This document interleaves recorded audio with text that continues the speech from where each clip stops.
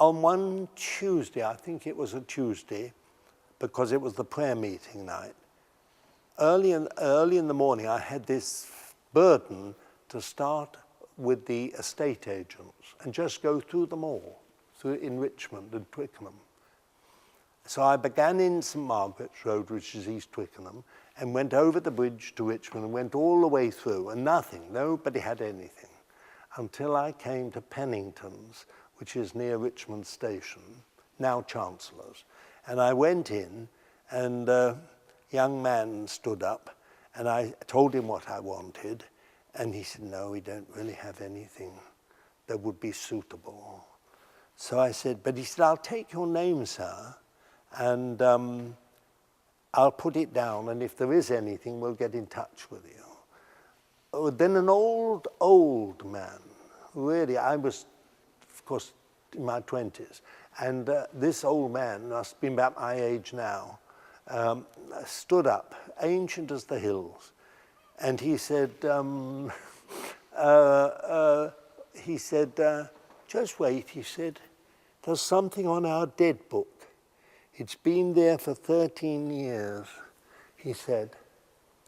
It might be right. Then he began to talk to himself. And he said, oh, don't be so silly. That has dry rot, it has woodboarding, beetle. It's a liability. So he looked at me and he said, no, sir, we'll get something better for you if you are ready to wait. And I said, no, I think I'd be very interested. Where is this place? He said, it was in Halford Road. Well, I said, I've known Halford Road since I was a child. Where is it in Halford Road, such a big house?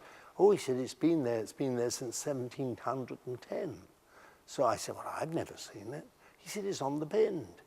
Well, I said, I think I would like to see it.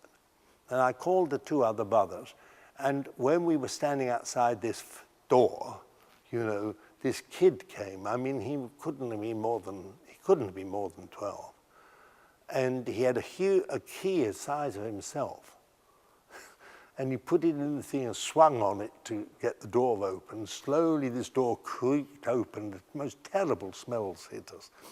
And we went in and we couldn't believe it. There were all these gas things everywhere from the ceiling hanging out. Huge things like mushrooms, huge like a mushroom.